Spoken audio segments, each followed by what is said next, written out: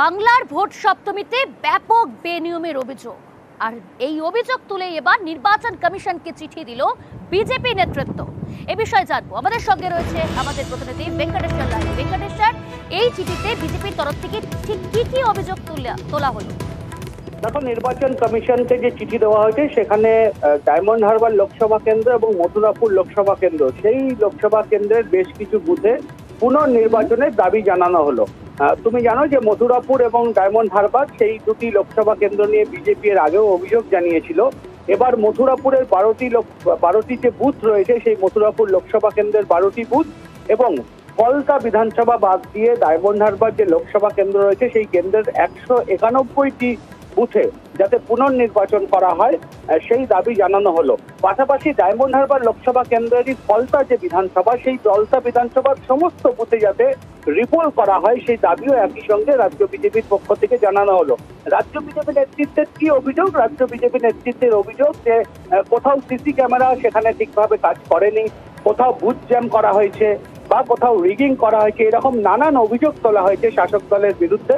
এবং সেই অভিযোগকে সামনে রেখে একেবারে রাজ্য বিজেপি তারা ডায়মন্ড হারবার লোকসভা কেন্দ্র এবং মথুরাপুর লোকসভা কেন্দ্রের একাধিক বুথে রাজ্যে নির্বাচন হয়, পুনরায় নির্বাচন নেওয়া হয়, সেই দাবিতেই কিন্তু রাজ্য নির্বাচন কমিশনকে চিঠি দিয়ে তাদের দাবি জানালো। বেশ, গতকালই রাজ্যের বিরোধী দলনেতা শুভেন্দু অধিকারী তিনি অভিযোগ করেছিলেন। কি বলেছিলেন গতকাল শুভেন্দু অধিকারী, তার কি অভিযোগ শুনুন। পশ্চিমবাংলার আজকের নির্বাচন রক্তাক্ত নির্বাচন হয়েছে।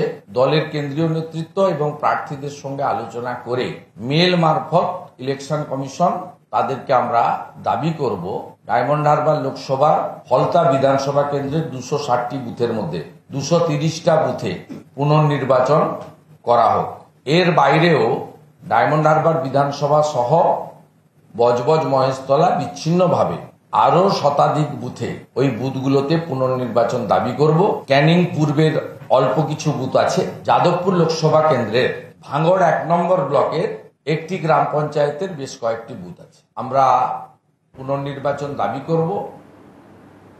এই মুহূর্তে আমরা যোগাযোগ করতে পেরেছি তৃণমূল নেতা জয়প্রকাশ মজুমদারের সঙ্গে। জয়প্রকাশ বাবু, নিউজ 18 বাংলায় আপনাকে স্বাগত। জয়প্রকাশ বাবু, বিজেপি অভিযোগ তুলছে এবং অভিযোগ পুনর্নির্বাচনের দাবি তুলে কমিশনকে চিঠি দিয়েছে। তারা বলছে মথুরাপুরে 12টি, ফলতার সব বুথ সহ ডায়মন্ড হারবারের 91টি বুথে রিপোল চাইছেন। সেখানে তারা অকেজ সিসি ক্যামেরা, কোথাও বুথ জ্যাম, কোথাও রিগিং এর নালিশ করেছে।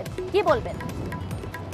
এই হচ্ছে পরাজিতের আর্তনাদ, এছাড়া আর কিছুই নয়।